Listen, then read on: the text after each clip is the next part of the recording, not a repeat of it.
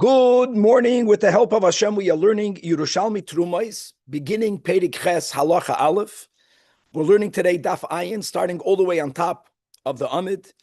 And the Mishnah will teach us, and the Perek really, Ha'isha Shahaisa, is teaching us halachas that are based on the following: that if you have a Bas Yisrael who marries a Kohen during her marriage, she's allowed to eat Truma.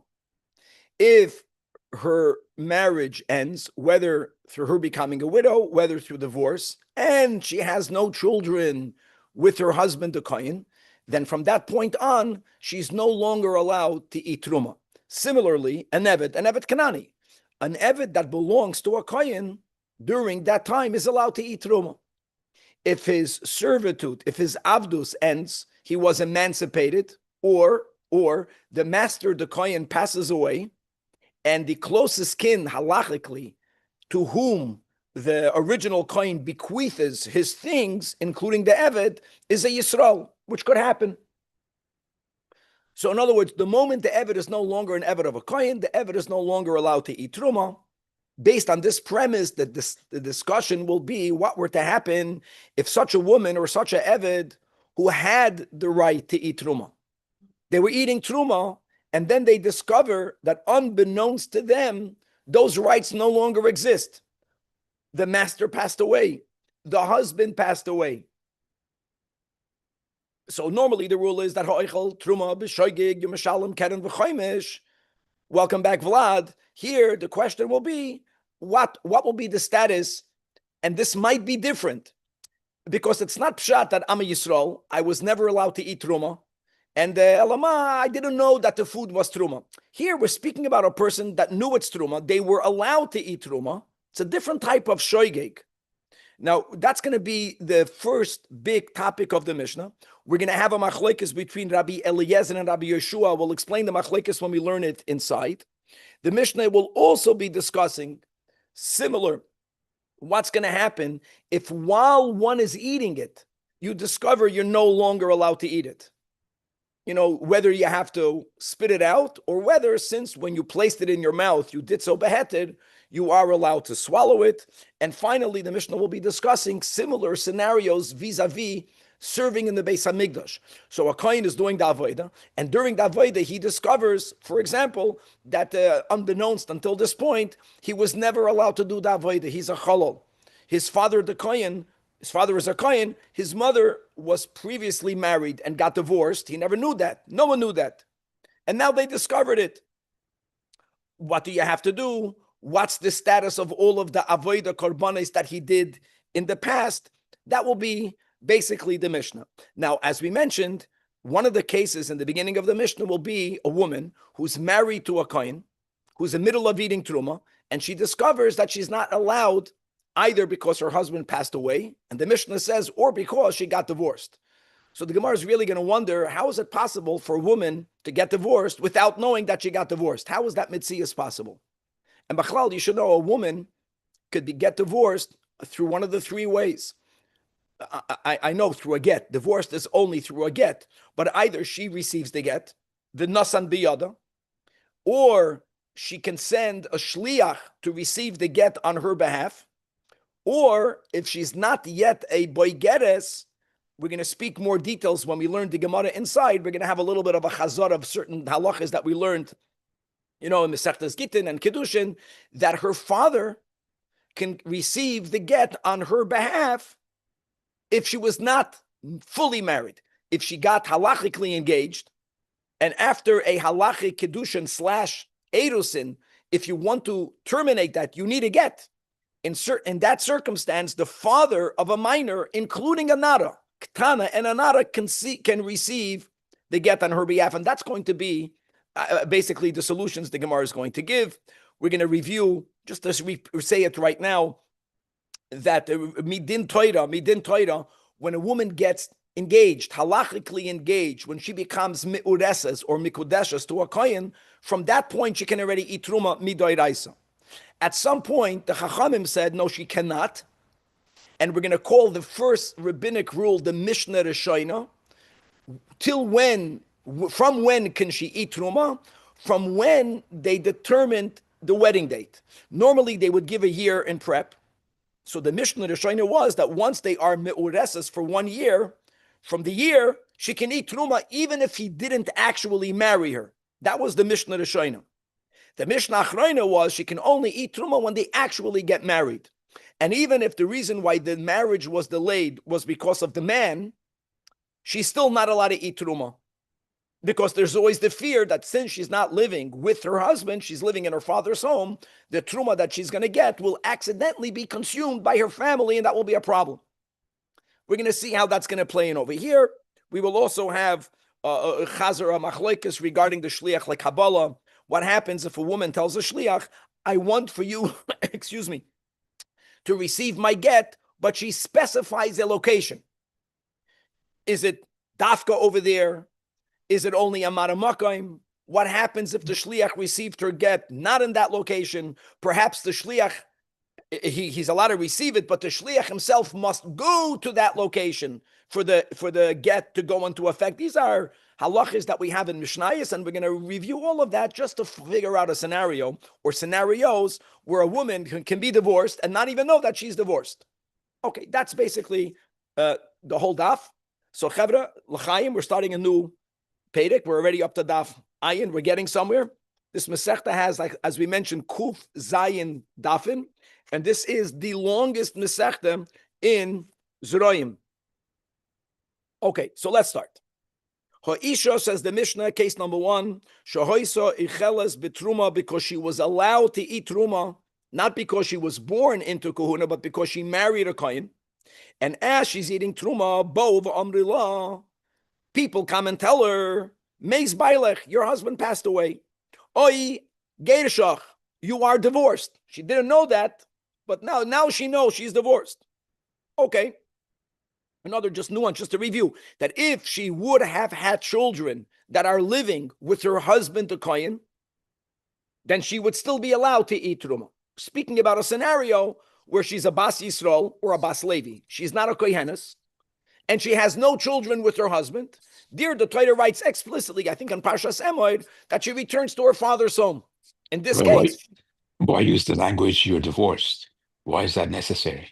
No, but the Mishnah wants to tell you that such a thing is even possible. That's a chiddush. No, it's normally you would think a woman who has to receive her get, if the only way of getting divorced would be through her receiving her own get, she would always know if she's divorced or not. Okay. Similarly, ha'eved, Eved Kanani, that belongs to a Kohen, and therefore he was allowed to eat Truma. But while he's eating Truma, Ubova Amrelei, they told him either Meis Rabcha, your master passed away, right? Now, just to make it clear, in most cases, if the father, the Kohen, the owner, has a son, a Kohen, passing away won't affect anything, right? Because he belonged to a Kohen, he right away belongs to the son, the Kohen. But it's not always that way. A person can have a daughter. The daughter could be married to a Yisrael. You have to know the dinam, the end of Bava Basra, right? The dinam of Yerusha. Yerusha goes down first. If a man has no sons, it goes to his daughter. I'll tell you even more. If the daughter passed away before him, before the father, God forbid, but she has a son of Yisrael, so then when the grandfather passes away, the Eved now belongs to the Yisrael. That's the case of the Mishnah. No, it's the Eved no longer belongs to a Kohen. Or, not that the master passed away, the master sold him, and he doesn't need to know that. The sale doesn't need to happen in his presence. You can sell an Eved with a star. Okay? Oy, mecharcha li Yisrael. Oy, your master gave you as a gift to another non-Kohen. Oy, nesancha b'matana. Oy, your master emancipated you by writing a document of emancipation. Oy aso acho ben chayden. Bottom line is that now he discovers, oops, I can't eat truma. Now, all of these cases are cases in which there was a time when they were allowed to eat truma, and now something happened that stops, that ends that benefit, right? And they just didn't know about it. And during the not knowing time, they ate truma. Now the Mishnah is going to give a case where a person will discover that they were never allowed to eat truma. It's different. Never allowed. What would that be? V'chein kohen that's eating truma, and v'noida, and it becomes known to him, shehu ben gerusha ben chalutza. which means he was never allowed to eat. His father was a kohen, but his mother was prior to getting married to the father. The mother was either divorced or she got a chalitza, and therefore the status of the child is a cholol who may not eat truma. So Rabbi Eliezer, with Yerushalmi always without the aleph, holds, so what? This still falls into the general rule that whoever eats truma b'shoigig, chayiv keren v'chaimish. This shoigig, that shoigig, it's a shoigig. So Rabbi Eliezer, mechayiv keren v'chaimish. But Rabbi Yeshua holds in all of these cases, for the past eating, you will be completely exempt. We just learned about this a few daf ago, and the Gemara is gonna give more, but just this will already fall into the category of an oinus. So it's not mezid and shoigig. It's more complex. For those of us who learn Rambam, we just learned that even in shoigig, right by the Ritzeach, you have a shoigig karav l'oinus, you have a shoigig karav l'mezid. There are many variations of. This is already like an oinus. And therefore, you are completely exempt. And again, let's leave a lot more bishitas Rabbi Yeshua to the Gemara. Sorry, if Chalutza who was married to a Kohen, he's not allowed to marry another Kohen, correct? Midrabanan. A gerusha is isur d'oraisa, and for a kohen to marry a woman, a kohen can marry a widow. So really, a chalutza is a woman who's a widow. But the widow is not the problem. The problem is that when she became a widow, she fell to yibum. Right, she refused. The brother, instead of being miyabim her, by the way, that would have meant whatever. He gave her chalitza. So therefore, she can no longer marry another. Therefore, Kohen. rabbinically, she no longer can marry, and the chachamim have the power to say that you have a rabbinic status of a cholol, and therefore you may never eat truma. Thank you. Now that we mentioned, not to kill the discussion, but how's a halal won't know that he's a halal? I mean, who's going to be Mesilas Kiddushin for a halal? Because it must be. No, you don't mean a cholol. How did someone even marry the father? Right. Well, I can tell you from real life, even if the rabbi, the Mesilas Kiddushin, is doing a proper birur yahadus, which, by the way, is something so important, even when it's done, if people are dishonest, Yakir, what are you going to do? A woman could have been married. She could have been married. You know, some people get married. It's a horrible marriage. They're married for 2 weeks. And in their mind, it was nothing. And they're ashamed of it, or for whatever. And they're not saying it happened. Can happen. Mamish can happen today. Like you Taka would not know. It could be that you would not know. Okay. I'm not talking about the weddings that people spend the $1 million for. I'm talking about normal people. You can get married in front of a minyan. Like you can get married in a different country in a very quiet way. And you can get divorced just as quick with even less people. Okay, right. Now we're going to change topics, but the same. What happens? The same. All of these cases, not by the eved, by a man. Imagine that. I would say this kasha is much bigger, because to stand and serve on the mizbeach, the function of the Sanhedrin begins, like the Rambam writes, when Mashiach is coming, what will be the first thing the Sanhedrin will do? They're going to do birur yadus. They're going to birur for the kind, not mamzer, mishpacha shenitma nitma, the Rambam says, but to find out whether you're a kohen or a Levi, who are they going to make an investigation? It's called ein boitkin min hamizbeach lamayla, because we have a rule that if the guy passed the interrogation, if you think for you did shidduchim, that you were interrogated by the other side to see if you're Jewish, to see if you're normal, it pales in comparison to what the Sanhedrin is going to do. You have no idea.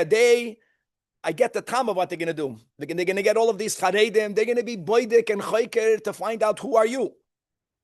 But even the Sanhedrin can make a mistake.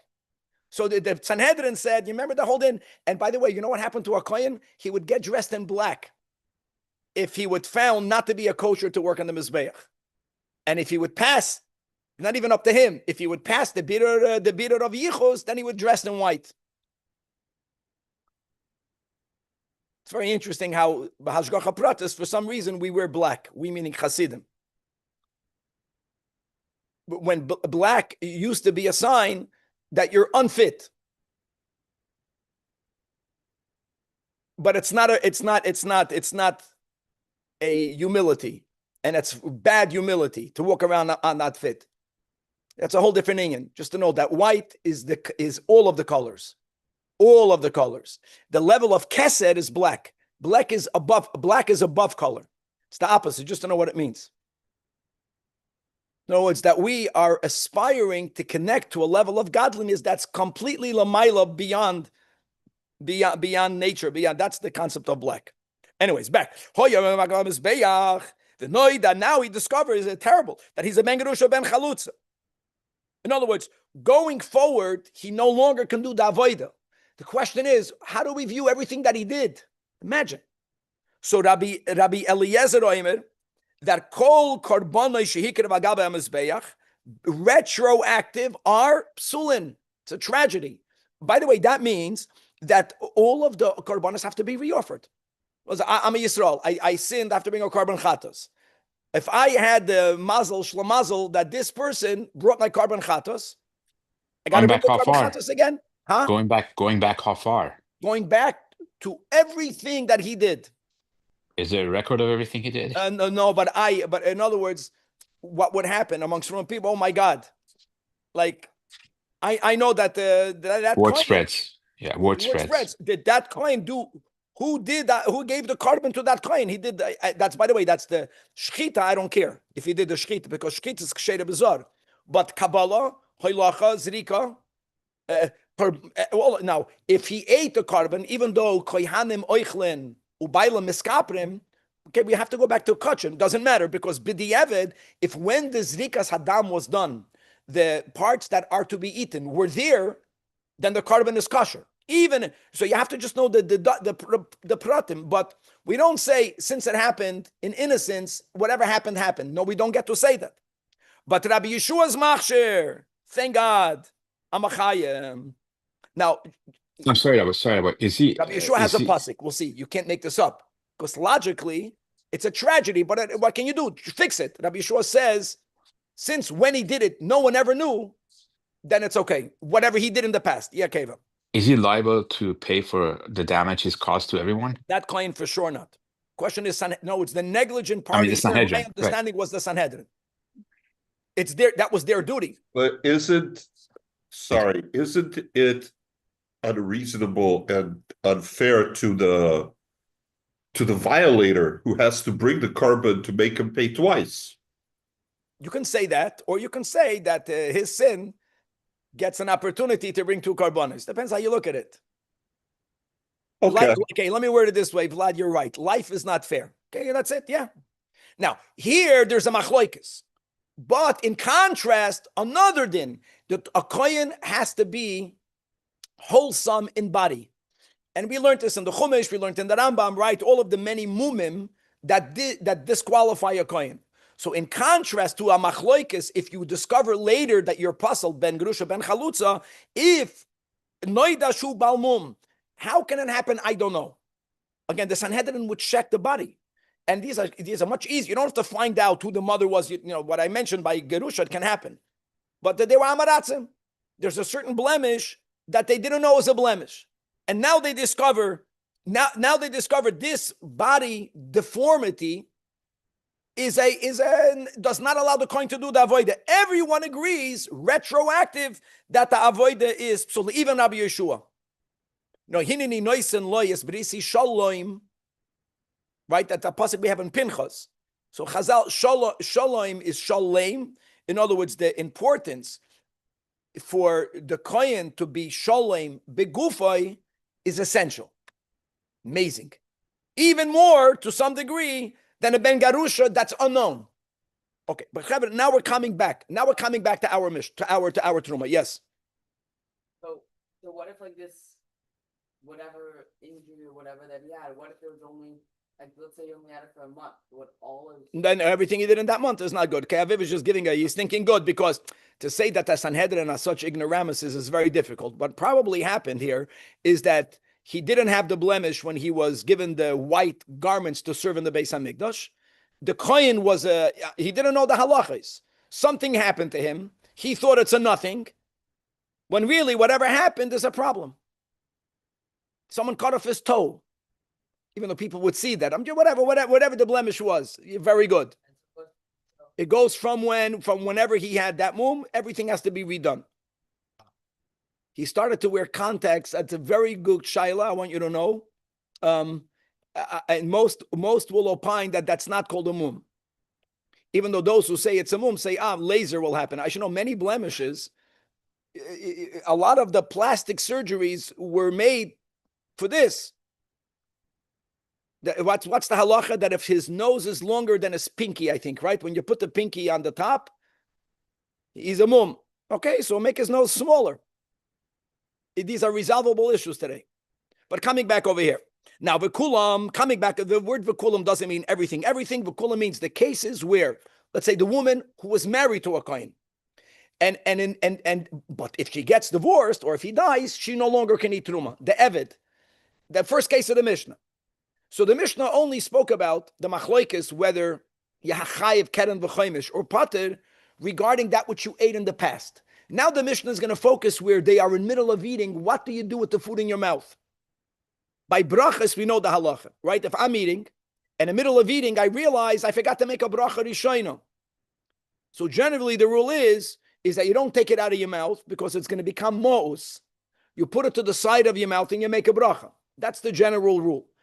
Okay, now, but let's go over here. V'kulam, in the cases where they were allowed, but then something happened which no longer allows them, and they found out while they're eating, shahoya truma l'toich pihem, again a machlokes Rabbi Eliezer and Rabbi Yeshua. Rabbi Eliezer says that since when they put the food in their mouth, they did so beheter, once it's in their mouth, they should swallow it. Yivlu, they don't have to spit it out. Don't forget, the downside of spitting it out is that we're not allowed to destroy truma. If food is in your mouth and you spit it out, I didn't sin the sin of eating truma when I'm not allowed to, but I destroyed truma. Swallow it. Rabbi Yeshua says you have to spit it out. And again, we'll see in the Gemara what's behind their machlekes. Rabbi Yeshua miyafleit. Another similar case that Amrulai, while the kohen is eating truma, again, it's truma's in the mouth of the kohen. Now, if the kohen is tamei, he cannot eat truma. If the truma is tamei, he, even tahar, may not eat it. Either way. Same thing, you discovered during eating that you got a problem of tuma. Either one. That amrulai nitmeisa, or you're tamei, or no, you're not tamei. The truma, we discovered, the truma is tamei, or vinitmeis truma. Rabbi Eliezer, same shita, says yivla, that you should swallow it. And Rabbi Yeshua says yifloit. Okay. Before we say Lashon Rabim, because we're speaking about various scenarios. A woman married, a Eved, belonging, here there's only one scenario, Lashon Yachid. Now, does it sound like they've switched positions from the first case? No, it doesn't. Actually, everything will be aligned. You'll see, Vlad. Very good. You're thinking good. No, there is a line of Lishitasai, Rabbi Eliezer, Rabbi Yeshua throughout. Now, a new twist. Here, the guy says, you became tamei. What happens, not that you became tamei while you're eating it. That was the first case. Now, while he's eating it, they tell him you were already tamei. Tamei or yisa. This is important. No, it's before it was in middle of eating. The problem began in middle of eating. So here you have a Rabbi Eliezer that says, when you began, it was beheted, so you can swallow it. Or utmeya hoisa truma, or it was already tamei before you began eating it. Or they discovered this is not about a kohen b'chlal. A person is eating food, and they tell him, it's tevel, which means it was never allowed to be eaten. Or ma'aser rishon, that you never removed the trumas ma'aser, never allowed to be eaten. Or it was ma'aser sheni or hegdish that was never redeemed. Or final case, that as you're chewing the food, oy sheta'am tam pishpeish l'toich piv. Pishpeish is a ladybug. Why the Mishnah gives this example? Mistama, because a ladybug must have a very bitter taste. So a person is eating, and they bite on the food, and they say, this taste, there must be a bug. Yakir is laughing. Either it happened, or because when we eat, I don't know, sometimes you eat and you say, okay, I didn't get it from Lenny's, so now you're gonna go pay the price of eating food that doesn't have it's nish good. You got to get it from the right vendor. This guy knows there's a pish peish. In all of these cases, no one says you can swallow it. There, the din is how they say yifloit. And by the way, the biggest chiddush is by the truma or by the hegdish, because I'm not allowed to destroy truma. I'm not allowed to destroy hegdish, but I'm not allowed to eat a bug. No, it's that problem trumps the other problem. A lot more in the Gemara. The only thing that we're going to focus today is, like we mentioned in the introduction, that from the first cases in the Mishnah was a bas Yisrael or a bas Levi. Someone who's not allowed to eat truma from her yichus. She marries a kohen. During the marriage, she can eat. She's eating truma, and they tell her, oh, your husband died. That we understand. It could be that she did not find out. And now she's finding out. But to tell her that your husband divorced you, how would she not know? That's the rest. That's today's stuff. So I understand in the first case where they told her during eating truma that makes bailech, your husband passed on. It's possible a woman who, she was not there. She found out later.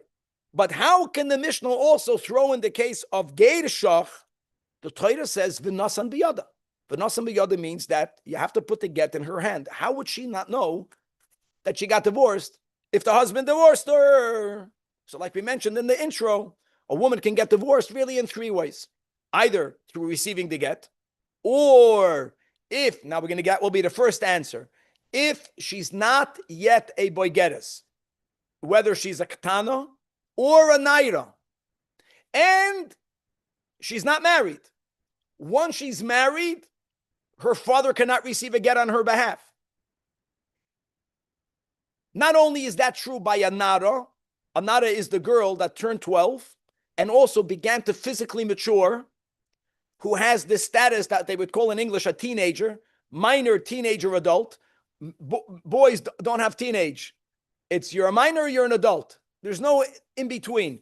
By women, there's an in between. By Torah, the in between is only for 6 months. So a naira is already not a ktana. A naira that's married, her father vadai cannot receive or get on her behalf. A ketana who got married, nisuyin, nowhere in the Bavli, as we'll learn a Tosfos at the end of today's daf, do we know whether her father can receive a get on her behalf. And we know the halacha from this Yerushalmi, that even a minor, once she has nisuyin, her father no longer has the right to receive the get on her behalf. So if you want to explain a scenario where a woman is divorced without knowing she's divorced, before we get into the whole din of shliach like Kabbalah, that will be the second approach. Before we get in there, must be that this is a woman that never got nisuyin. She never got nisuyin. Then if she's a katana or a nara, her father can receive her get on her behalf. But there's a problem with that. What's the problem with that? That even though midin Torah, the moment a non-kohenes gets engaged to a kohen, erusin, kedushin, midoiraisa, she can already eat truma, midoiraisa. There were 2 steps in rabbinic law. The first one is called Mishnah Rishayna. The second one is called Mishnah Achrayna. In Mishnah Achrayna, they said that she is only allowed to eat truma after the nisuyin. Once there is nisuyin, the father cannot receive her get on her behalf. So in order to find the hechatimsa, a scenario where her father can still receive her get on her behalf, and she's already allowed to eat truma, it must follow that era before the Mishnah Achrayna, what we call Mishnah Rishayna, which is that the rabbinic law that a woman who's engaged cannot eat truma was way back when. Could be even in the times of Moshe Rabbeinu. I don't know when that was made. That's like a midrabanan. But what the original midrabanan was, that she can only not eat truma until the determined, agreed upon date of marriage. She can't eat truma. Once that date came and the marriage still did not happen, since they were supposed to get married, she is allowed to eat truma. That was during the era of the Mishnah Rishayna. So that's going to be the first approach of the Gemara, that this Mishnah was learned, it fits during the time of Mishnah Rishayna. So what happened was a woman was engaged to a kohen. We're not speaking about an adult, because a boigeres, No option. There's never a time where the father of an adult woman can receive the get on her behalf. That does not exist. But if she's even already a naira, we're sure if she's a ktana, and there's only erusin, and it's after the determined time of marriage, normally they would give a year. But it could happen that the year came and the husband is not ready. It doesn't even matter now whose fault it is. That was the original law. Since a year passed, it was supposed to be married. Now she can eat truma. That will be the case, that she's eating truma, and unbeknownst to her, her father received the get. Now let's read it inside. Wait, didn't he have to reschedule it? If the date passed, Reschedule what? the wedding. They have to, but sometimes they did, sometimes they didn't. But regardless, during the time of Mishnah Rishayna, since 12 months passed and she waited 12 months, we don't forget, Mido Ayraisa, Erusin is enough of a link, of a connection that allows her to eat.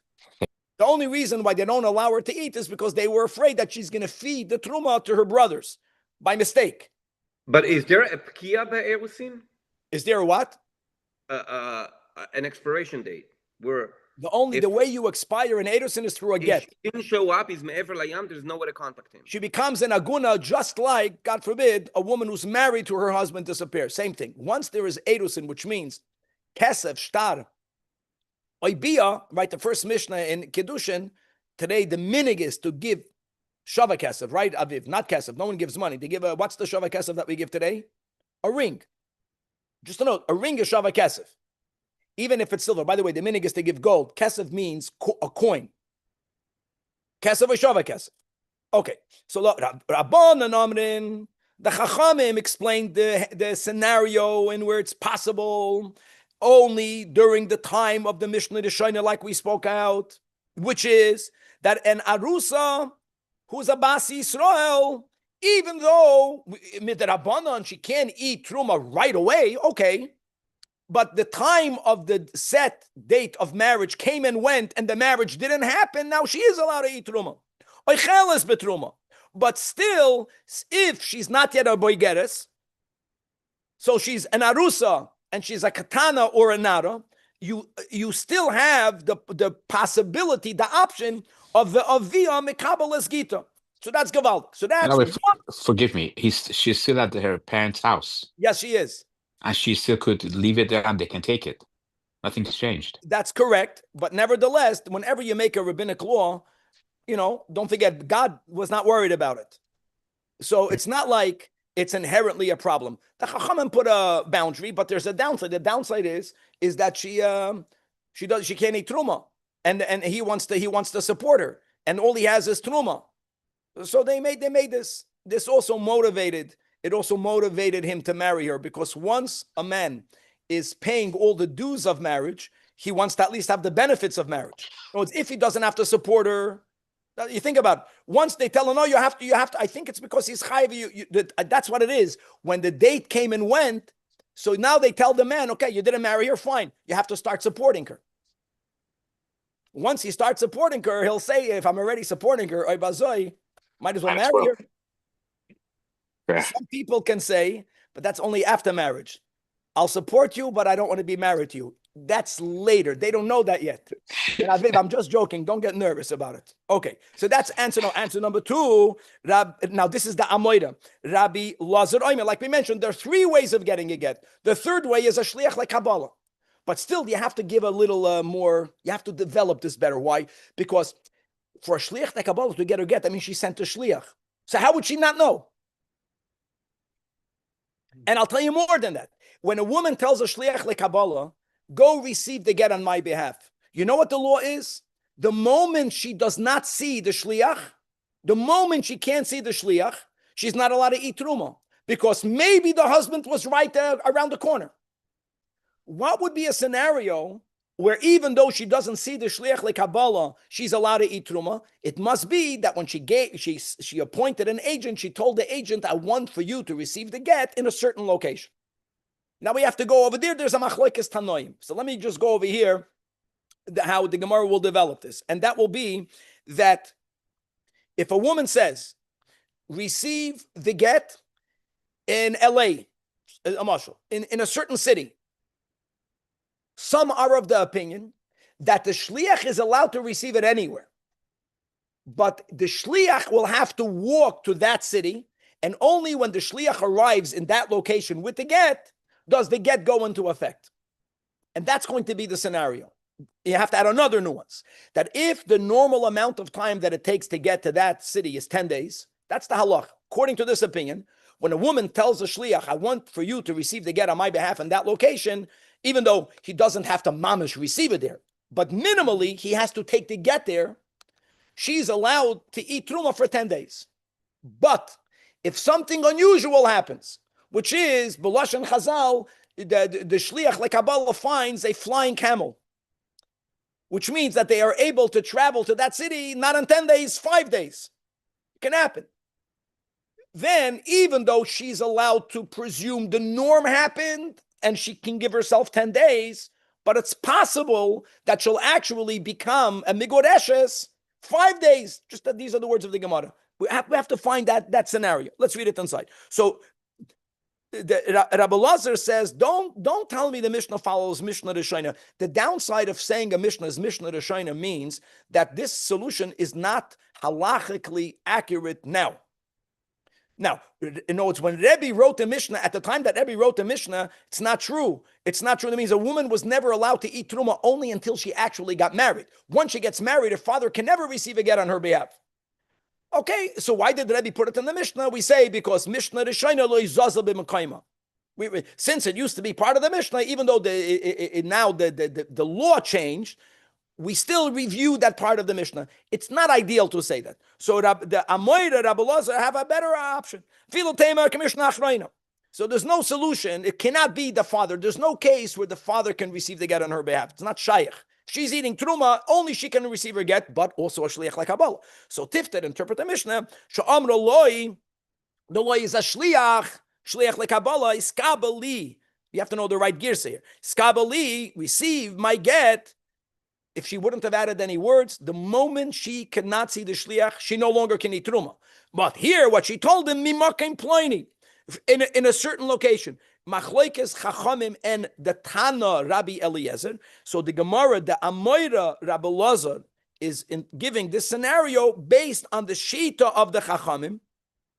The Tana Rabbi Eliezer holds that if a person tells Shliach, receive the get in that location, it's only a maramakim. We'll see later. She cannot eat right away. The Chachamim hold the get only goes into effect in that location. Even though, she can, the shliach can receive it anywhere, but the shliach has to go there. Once it has to go there, so then it's possible for the norm amount of time that it takes to get from where she appointed the shliach to the location in which he has to be with the get is a normal 10-day travel.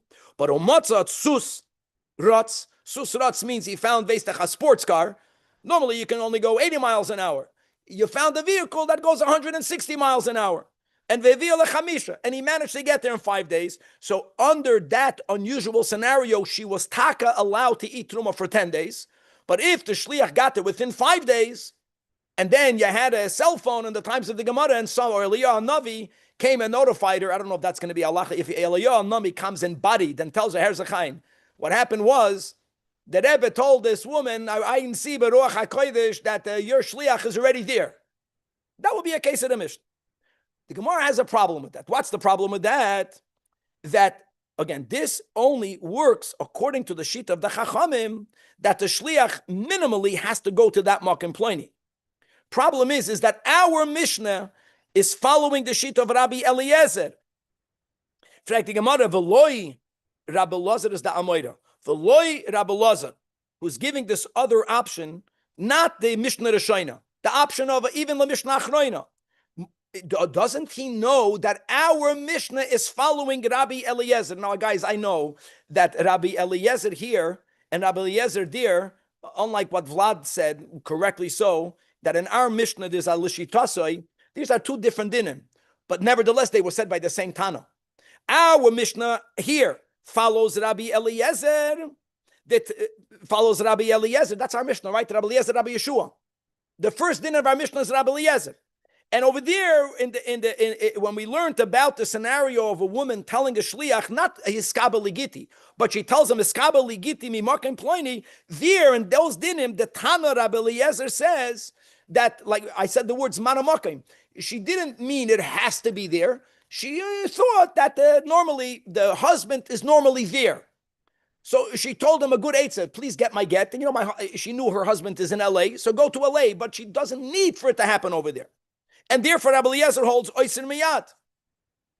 And veloy moide Rabbi Eliezer. Oh, okay, that's it. So therefore, this answer doesn't work. So the Gemara is still attempting to make it work.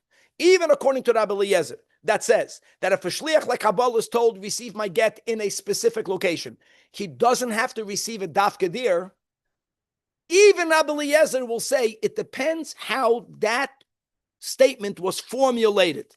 If the words were hiskabali mimakaim ploini, according to Rabbi Eliezer, it's lav dafka, manamakim.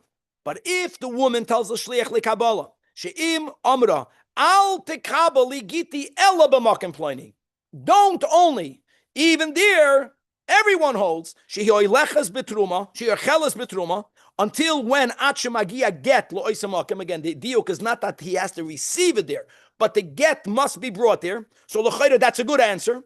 So we could use the second answer, even though part of our Mishnah is Rabbi Eliezer, and it fits Rabbi Eliezer, daf ayin aleph, but the Gemara slugs it up. We cannot make it work. This answer is a non-option. Let me just read it inside. The kiv in the top of daf ayin aleph, mekiv and sha'amroloi, al tekabali giti ela b'makim ploini. In such a scenario, even if the shliach found this running horse, this camel that's flying, and got there in 5 days, she's allowed to eat it for 10 days. When you give that formulation, then even if the shliach got the get, and the shliach got to that place prior to 10 days, she's not divorced. The get goes into effect 10 days. Kivin sha'amruloi, al tekabali giti ela b'makim ploini, is kemisha amruloi. It's equal to her saying, lo yehi get ela l'asara yamim. The get is only chal in 10 days. And then... Also, it says it on the gate, the date. Doesn't matter. She makes it tonight. Very good. It's called a predated versus post-dated. We learned all these sugyas. And therefore, the only way to explain a scenario where a woman got divorced without knowing she's divorced has to be only during the time of the Mishnah Rishayna. Now we have a minute, so I'm going to go into Bavli Kiddush and Daf Yud because it's taka amazing. When we spoke about the father's right in receiving a get on behalf of his daughter, so normally a minor b'chlal doesn't get married. In the times of Chazal, a nara commonly got married. Look inside the Chumash, right? That's all about a nara. So the question is, if a ketana got married, not only engaged, married, maybe since she's still a minor, her father retains the right to receive her get on her behalf. And nowhere in the Bavli do you have a solution. We don't know. So Tosfos Daf Yud Amud Aleph, B'divrei HaMaschil u'mekabel es gita. So Tosfos says, Yesh li stapek im yochel ha'av lekabel get lebitoy ktana even mishanises. They didn't know. Imagine. So v'nira lemoidi harav Rabbi Yitzchak, that I know that once she's married, ein ha'av yochel lekabel es get, even she's a ktana. Why? Umevi raya mohadatan beYerushalmi b'mesechtes Truma is beperik ches. He learned the Gemara. The Gemara doesn't like establishing our Mishnah like Mishnah Rishayna. So that's why we had the Amoida Rabbi Eliezer that was trying to figure out this whole shliach like Kabbalah. And you see how the Gemara was trying to make it work, but we didn't make it work. If a minor can be someone that even after Mishani says the father can accept the get, says Rabbi Yitzchak, why didn't the Gemara answer? I'll tell you the case. Kamishna Achroina, a Ktana married a kohen, she's allowed to eat Truma, and her father received the get, Mishani says. Even according to the Mishnah Achroina, once you're married, you can eat Truma. That's it. So from the whole Talmud Bavli and Yerushalmi, it's amazing. The one place from where we learned this halacha is from the daf that we learned today. Once you're married, you're married. Didn't get